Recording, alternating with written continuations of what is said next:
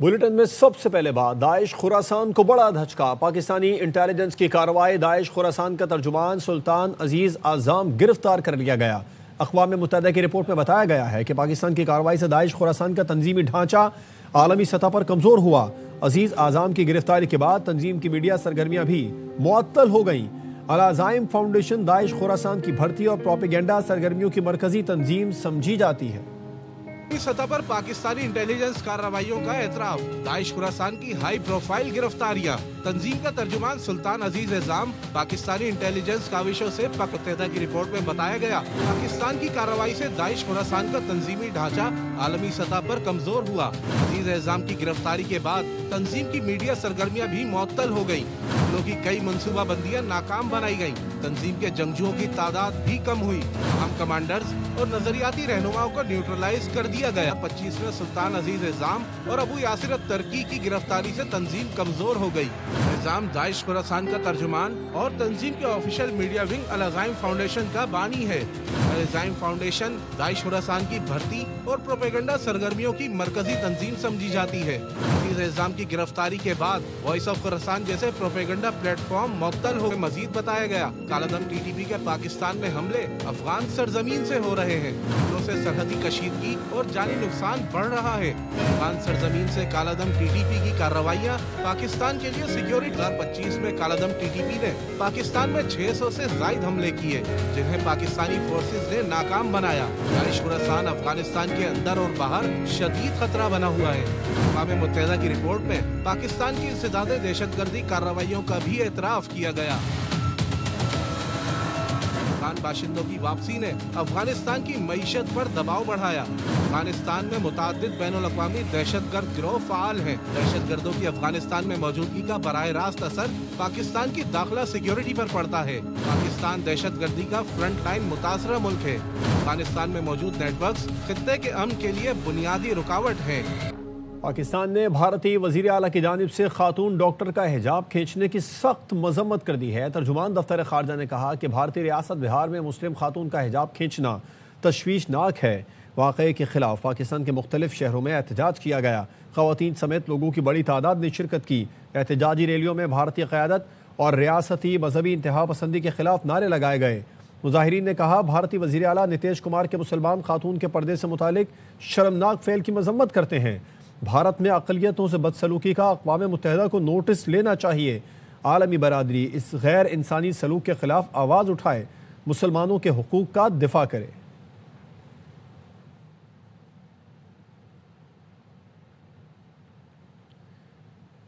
Peoples Democratic Party Jammu Kashmir کی رہنما التجا مفتی نے حجاب معاملے پر بہار کے وزیر اعلیٰ نتیش کمار کو کھری کھری سنا دی۔ میڈیا سے گفتگو میں التجا مفتی نے کہا کہ ایک مسلمان خاتون کا نقاب کھینچنا شرمناک ہے۔ آپ بوڑھے ہو گئے ہیں، ذہنی طور پر ٹھیک نہیں تو مستعفی ہو جائیں۔ التجا مفتی نے بہار کی حکومت سے بھی مطالبہ کیا ہے کہ وہ نتیش کمار سے عوامی طور پر معافی منگوائے اور ان سے فوری طور پر استعفیٰ لے۔ Iltija Mufti P D F Jammu Kashmir کے بانی مفتی محمد سید کی نواسی اور محبوبہ مفتی کی صاحبزادی ہیں۔ بہت شرم کی بات ہے اور نتیش جی کا ہم تھوڑا سا لحاظ کرتے ہیں کیونکہ وہ بزرگ ہیں، لیکن اگر آپ اتنے بزرگ ہیں کہ آپ خدا نہ خواستہ اتنا سینائل ہو گئے ہیں کہ ایک طرف سے آپ ان کے ہاتھ میں ڈگری تھام رہے ہیں اور دوسرے ہاتھ سے آپ ان کا نقاب نکال رہے ہیں۔ نتیش جی، آپ بہار کے چیف منسٹر ہیں، اگر آپ کی طبیعت خراب ہے تو ڈیسنسی سے with dignity please step down.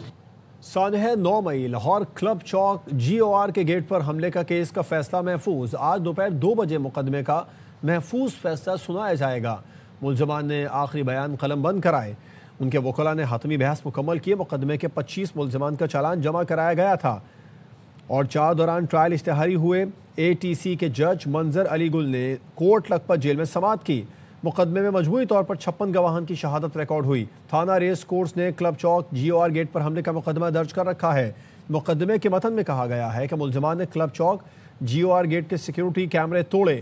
ملزمان نے پولیس کے وائرلیس اور جی او آر گیٹ کے شیشے بھی توڑے، سرکاری املاک کو نقصان پہنچایا اور پولیس اہلکاروں پر حملہ بھی کیا۔ یاسمین راشد، شاہ محمود، عمر چیمہ، اعجاز چودھری، محمود الرشید کی حاضری مکمل کی گئی۔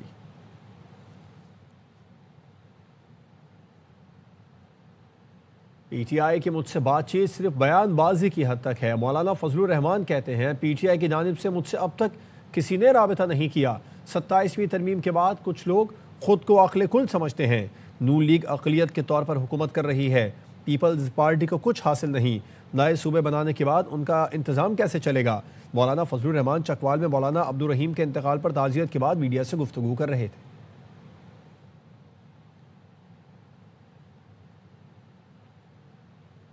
کراچی کے بلڈرز نے وزیر اعلیٰ کو بھتہ خوروں کے نمبر دے دیے۔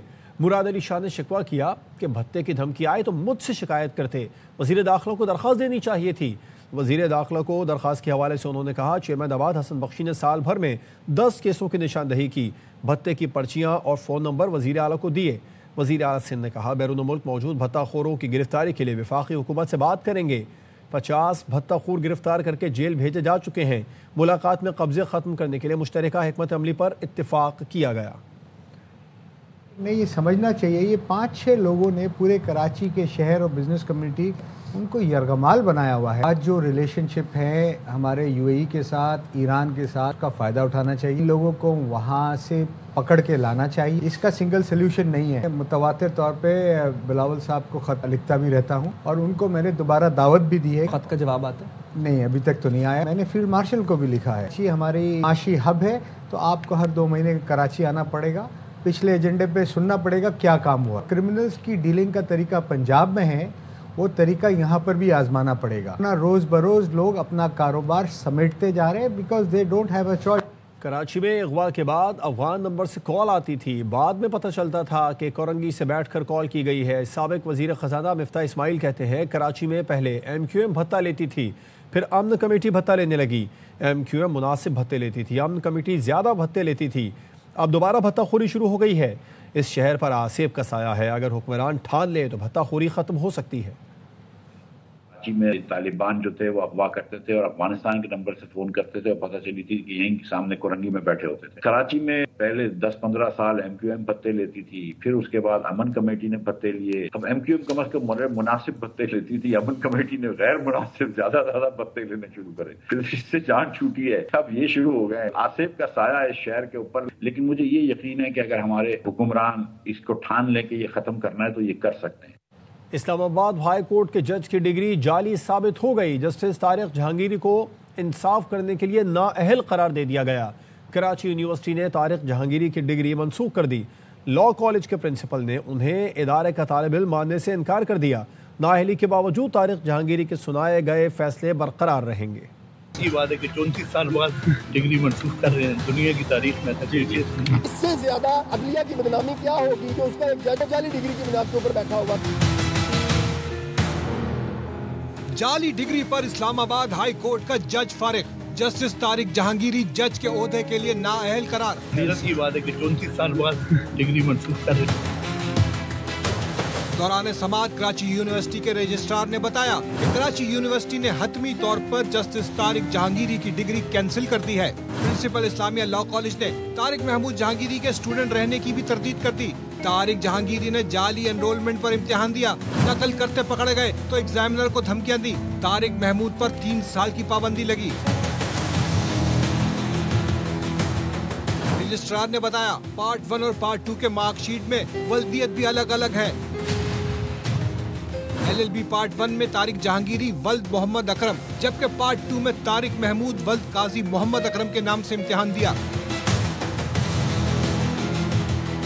میاں داؤد ایڈوکیٹ نے عدالت میں کہا قسم اٹھا کر کہتے ہیں جسٹس طارق جہانگیری کے انرولمنٹ فارم تک بوگس تھے، وہ سچے ہیں تو LLB پارٹ 1 اور پارٹ 2 کی مارک شیٹ لے آئیں۔ اس سے زیادہ عدلیہ کی بدنامی کیا ہوگی کہ اس کا ایک جج جعلی ڈگری کی بنیاد کے اوپر بیٹھا ہوا تھا۔ عدلیہ کا بھرم، عدلیہ کی شفافیت، عدلیہ کا عوام کے اوپر اعتماد، وہ صرف اسی صورت میں برقرار رہے گا کہ سامان کا احتساب ہو، اکراس دا بورڈ، آئین اور قانون کے مطابق ہو۔ نااہل قرار دیے جانے کے باوجود جسٹس جہانگیری کے فیصلے قائم رہیں گے، جبکہ ان کو تنخواہیں اور مراد بھی واپس نہیں کرنا پڑیں گی۔ سپریم کورٹ کے فیصلوں کے مطابق اس طرح کی صورتحال میں جو فیصلے دے چکے ہیں جسٹس جہانگیری صاحب، ان کے اوپر تو کوئی اثر نہیں پڑے گا۔ پہلے وہ تنخواہیں اور مراد لے چکے ہیں، وہ بھی شاید جو ہے ان کو واپس نہیں کرنی پڑے گی۔ جعلی ڈگری پر جسٹس جہانگیری نے بطور وکیل اور جج کامیاب کیریئر گزارا۔ 2009 में डिप्टी प्रोसिक्यूटर जनरल नैब बनाए गए। 2011 से 2013 तक deputy attorney general of Pakistan के ओहदे पर भी फाइज रहे। जस्टिस जहांगीरी 2017 में एडवोकेट जनरल इस्लामाबाद भी रहे। एहतसाब अदालत में लीगी रहनुमा एहसन इकबाल के वकील भी रहे। 28 दिसंबर 2020 से 18 दिसंबर 2025 तक इस्लामाबाद हाई कोर्ट के जज रहे। वफाकी पार्लिमानी सेक्रेटरी इत्तलात बैरिस्टर दानियाल चौधरी कहते हैं तारिक महमूद जहांगीरी डिग्री दुरुस्त होने के सबूत पेश न कर सके। तमाम मामलात पर एक बहुत बड़ा पिंडोरा बॉक्स खुल गया है। तारिक महमूद जहांगीरी को बतौर जज काम करने से रोक दिया गया। इस्लामाबाद हाई कोर्ट का फैसला आ गया है, अब वो बतौर जज काम नहीं कर सकते। उन्होंने कहा कानून की डिग्री ही दुरुस्त नहीं थी तो तारिक जहांगीरी जज बनने के अहल ही नहीं थे।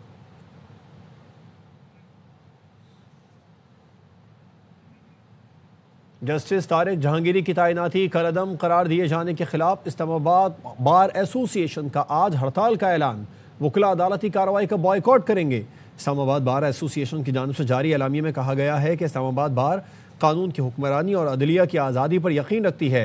हम हमेशा हर उस इक़दाम के खिलाफ खड़े रहे हैं जो आइन और कानून के मनाफी हो। इस गैर कानूनी और गैर आइनी फैसले की सख्त मजम्मत करते हैं। किसी भी मुकदमे का फैसला तमाम कानूनी तकाजे पूरे किए बगैर नहीं दिया जाना चाहिए।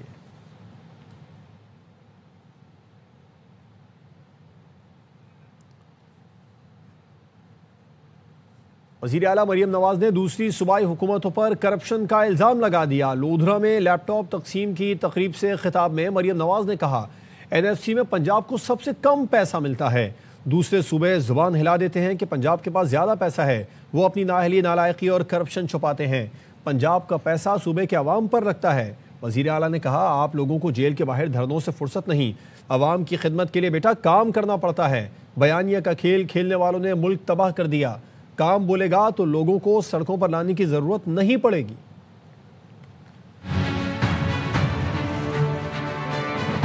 हर किसी के पास NFC के तहत बहुत ज्यादा पैसा है। साबित कर सकती हूँ फैक्ट्स एंड फिगर्स के। NFC शेयर के तहत पंजाब को सबसे कम हिस्सा मिला। एक फर्क है, पंजाब के पास जितना भी पैसा है वो पंजाब के अवाम पे लगा। जो सूबे ये बात करते हैं वो अपनी नाअहली, नालायकी और अपनी करप्शन को छुपाने के लिए बड़े आराम से जबान हिला के ये कह देते कि पंजाब के पास बहुत पैसा है। आप लोगों को जेलों के बाद धरने देने से फुर्सत नहीं। आवाम मर रही है भूखी। दो अपने लोगों को ग्रीन कार्ड, अपने लोगों को लैपटॉप, अपने लोगों को अपना घर की। तो इसके लिए बेटा काम करना पड़ता है। बयानिया का खेल खेलते थे वो पाकिस्तान को तबाही के ढाने पे ले। काम खुद बोलेगा। लोगों को सड़कों पे लाने की, आग लगाने की जरूरत नहीं है। और जब काम होता है, फोर्ब्स मैगजीन भी कहता है, BBC भी ये बात करते हैं। बर्मिंघम ने सुथरा पंजाब से कहा है कि हमें अपनी गलियां और शहर साफ करने में मदद करनी। बानी PTI मुसल्लह जिद्दोजहद की तरफ जा रहे हैं। PTI में मुसल्लह जिद्दोजहद की सलाहियत नहीं, बानी अपने लोगों को मुश्किल में डाल रहे हैं। मुशीर बराए वज़ीर आज़म सियासी उमूर ने प्रोग्राम ऑफ द रिकॉर्ड में कहा ये चाहते थे एक अहम शख्सियत का अमेरिका में दाखिला बंद हो जाए। वहाँ के सदर ने उनको बुलाकर कहा ये बेहतरीन शख्सियत है। साहब जहमत करना चाहते हैं, मुसल्लह जदोजहद की तरफ जाना चाहते हैं। 25 मई 2022 हो, 9 मई हो, 26 नवंबर 2024 हो, उनके प्रोग्राम मुसल्लह जदोजहद की तरफ ही जाते हैं। वो चाहते हैं कि मुल्क में अनारकी हो, मुल्क में अफरा तफरी हो, उससे वो अपने मकासद पूरा करना चाहते हैं। उसके अंदर ये कैपेसिटी है, वो मुसल्लह जदोजहद बिल्कुल नहीं है। वो अपना भी नुकसान कर रहे हैं, अपनी पार्टी का बैठा रहे हैं, अपने लोगों को मुश्किल में डाल रहे हैं। अगर इसमें कोई वहाँ पे लॉ एंड ऑर्डर की सूरत हाल पैदा होती है, गवर्नमेंट गौर कर सकती है कि इमरान खान साहब को यहाँ से किसी और जगह मुंतकिल कर दिया जाए। एक अहम शख्सियत को वहाँ पे बदनाम करना चाहते थे, वैसा तसर बनाना चाहते थे कि जी उसका दाखिला यहाँ पे बंद हो जाए। तो वहाँ पे प्रेसिडेंट उनको न सिर्फ वेलकम कर रहे हैं बल्कि उनका जिक्र करके वो कह रहे हैं कि he is the great man. Field marshal, they have a field marshal, you know why is a field marshal, he is a great fighter, he really is, he is a great guy. मैं dialogue के हक में हूँ, मैं political forces के मिल बैठने और issues को बैठ के टेबल पे रिजॉल्व करने के हक में। Chief of defence forces field marshal Asim Munir ने लीबिया का सरकारी दौरा किया है। लीबिया की मुसल्लह अफवाज के सरबराह फील्ड मार्शल نے اہم دفاعی امور پر ملاقات کی ہے۔ دونوں ملکوں کے درمیان عسکری سطح پر روابط، تربیت اور اصلاحات سازی کے شعبوں میں تعاون بڑھانے پر اتفاق ہوا۔ فیلڈ مارشل عاصم منیر اور لیفٹیننٹ جنرل صدام خلیفہ کے درمیان بھی ملاقات ہوئی۔ باہمی دلچسپی، علاقائی سیکیورٹی صورتحال، دفاعی تعاون پر تفصیلی تبادلہ خیال کیا گیا۔ پاکستان لیبیا کے درمیان مشترکہ مفادات کی بنیاد پر دفاعی شراکت داری کو فروغ دینے پر اتفاق کیا گیا۔ اس موقع پر انسداد دہشت گردی کے میدان میں مشترکہ تعاون کو مزید مضبوط بنانے پر زور دیا گیا۔ لیبیا آمد پر فیلڈ مارشل عاصم منیر کو لیبیا کے مسلح افواج کے چاق و چوبند دستے نے گارڈ آف آنر پیش کیا۔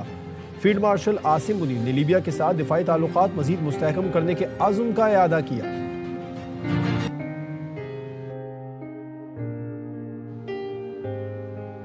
چیف آف ڈیفنس فورسز کے دورہ امریکہ سے متعلق خبر درست نہیں ہے۔ ترجمان دفتر خارجہ نے رائٹرز کی خبر کی نفی کر دی۔ کہا، فیلڈ مارشل کے دورہ امریکہ اور ٹرمپ سے ملاقات کی کوئی اطلاعات نہیں ہے۔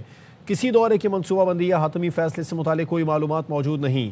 سرکاری دوروں کا اعلان حکومت پاکستان باضابطہ طور پر کرتی ہے۔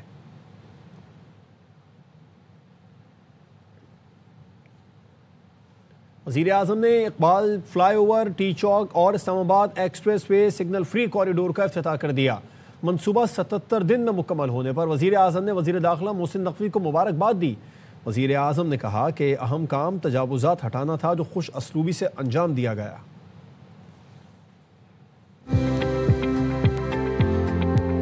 اقبال فلائی اوور کی بہت شاندار تکمیل کے موقع کے اوپر محسن نقوی صاحب ان کی پوری ٹیم پر بات پیش کرتا ہوں۔ ایک اور منصوبہ ریکارڈ ٹائم میں مکمل کیا۔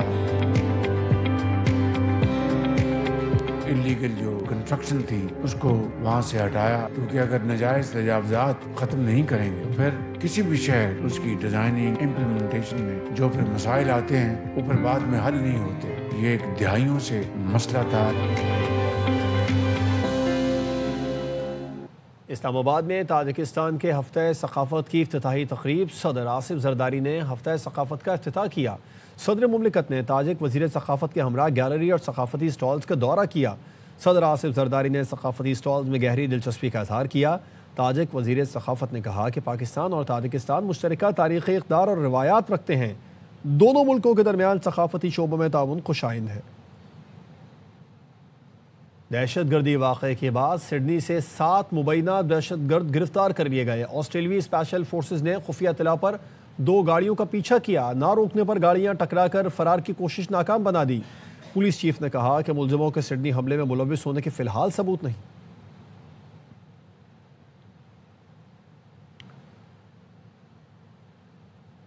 NCCIA کی کراچی کے علاقے DHA فیز 6 اتحاد اور DHA فیز 1 میں کارروائی۔ NCCIA حکام کا کہنا ہے کہ غیر ملکی شہریوں کو حراست میں لیا گیا ہے، جن سے اہم اور حساس نوعیت کا ڈیٹا حاصل کر لیا گیا۔ ملزمان اسکیم کے ذریعے منظم اور وسیع نیٹ ورک چلا رہے تھے اور اس کے ذریعے ہزاروں افراد کو مالی نقصان کا سامنا کرنا پڑا۔ تفتیش کا دائرہ کار وسیع کر کے نیٹ ورک سے منسلک افراد کی گرفتاریوں کے لیے کارروائیاں بھی جاری ہیں۔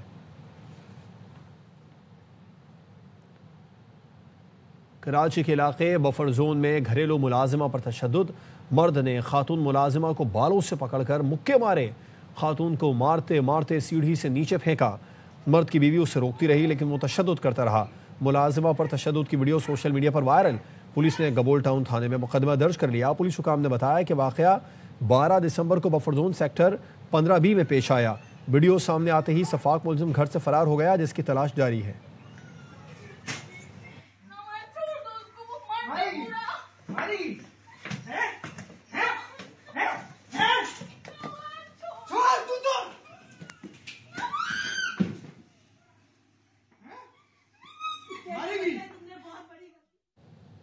خیرپور کے نواحی علاقے کوٹ ڈیجی میں آوارہ کتوں کے کاٹنے سے بچہ زخمی ہو گیا، جسے اسپتال منتقل کر دیا گیا ہے۔ اہل خانہ کا یہ کہنا ہے کہ بچہ اسکول سے واپس آ رہا تھا کہ کتوں نے حملہ کر دیا۔ گزشتہ روز کتوں کے حملے میں ایک بچہ دم توڑ گیا تھا۔ خیرپور میں ایک ہفتے کے دوران آوارہ کتوں کے کاٹنے سے 30 سے زائد کیسز رپورٹ ہو چکے ہیں۔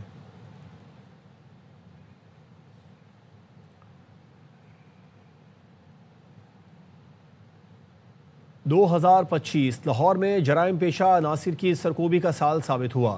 گھناؤنے جرائم میں مجموعی طور پر 52% تاریخی کمی ریکارڈ کی گئی۔ پولیس ریسکیو 15 کالز میں 73% کمی آئی۔ احمد کھوکر کی رپورٹ دیکھیے۔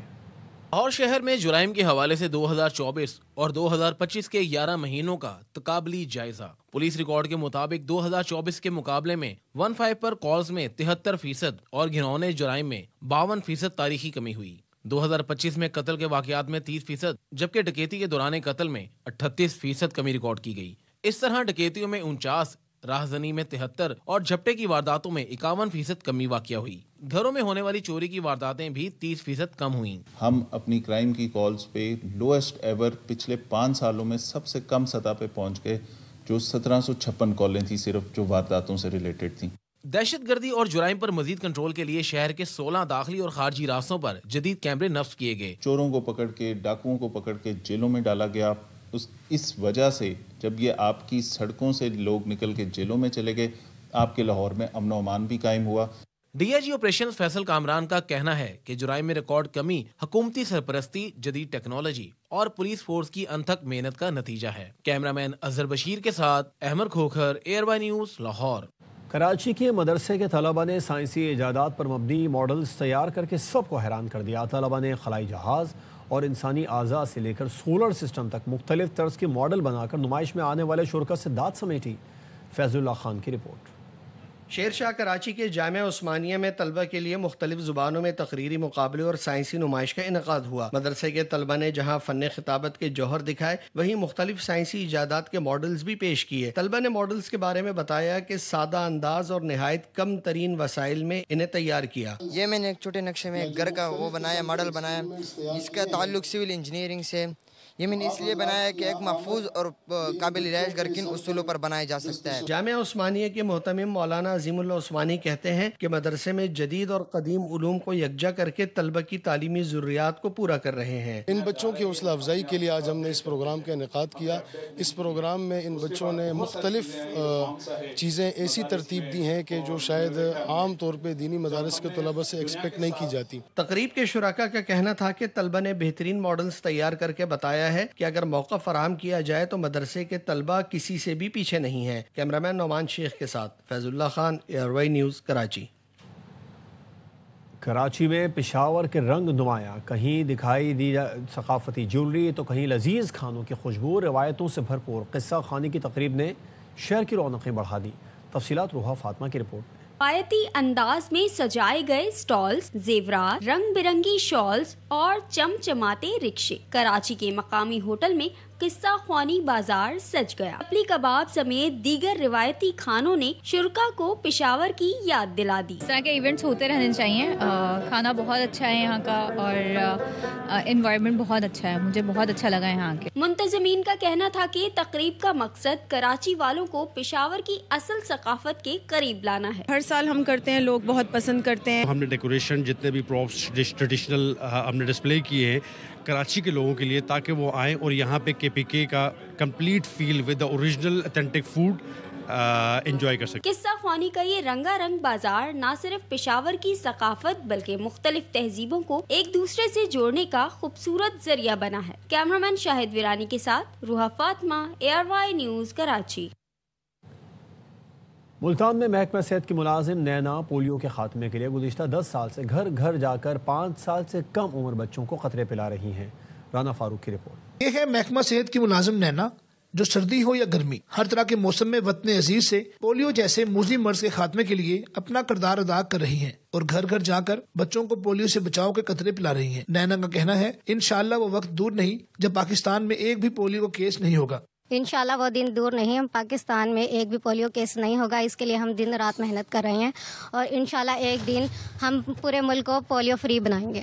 نینا کا کہنا ہے والدین سے گزارش ہے پولیو ٹیموں کے ساتھ تعاون کیا کریں۔ جب ہم پولیو کے ڈراپس پلانے کے لیے گھروں میں جاتے ہیں تو والدین سے درخواست ہے کہ وہ ہمارے ساتھ پورا کوآپریٹ کریں اور بچوں کو صحیح سے ڈراپس پلائیں۔ نینا اور ان جیسے لاکھوں پولیو ورکرز پولیو کے خاتمے کے لیے جدوجہد میں مصروف ہیں۔ کیمرہ مین محمد رضوان کے ساتھ رانا فاروق، ایئر وائی نیوز، ملتان۔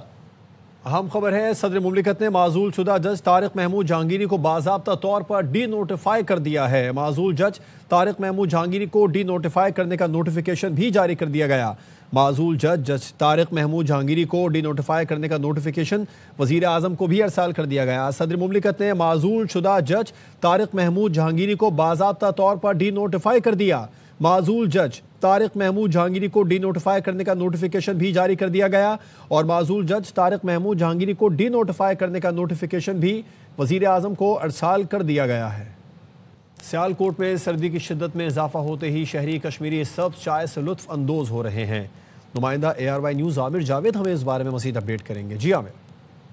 شدت میں اضافہ ہوتے ہی شہریوں نے کشمیری سبز چائے پوائنٹس کا رخ اختیار کر لیا ہے، جہاں پر شہریوں کی بڑی تعداد اپنے دوستوں کے ہمراہ، اپنی فیملیز کے ہمراہ خوشبودار مہک والی پستے، بادام اور کاجو سے تیار کردہ جو سبز چائے ہے اس کو شہری بڑے شوق سے پی رہے ہیں۔ ہم تو سردیوں کا انتظار کرتے ہیں یہ کشمیری سبز چائے پینے کے لیے، اور ویسے بھی ہم اپنے دوستوں کے ساتھ آتے ہیں، یہاں پہ گپ شپ ہو جاتی ہے، جاتے ہوئے ہم اپنی فیملی کے لیے بھی پیک کروا کے جائیں گے۔ کیا کہنا ہے کہ وہ نہ صرف یہاں پر آ کے خود اپنے دوستوں کے ہمراہ چائے پیتے ہیں، گپ شپ بھی لگاتے ہیں، اور جاتے ہوئے اپنی فیملی کے بھی پیک کروا کے چائے لے کے جاتے ہیں۔ جی نیوز بلیٹن سے فی الوقت اتنا ہی، ایک بریک کے بعد آپ سے دوبارہ ملتے ہیں ہیڈ لائنز کے ساتھ۔ دیکھتے رہیے ARY نیوز۔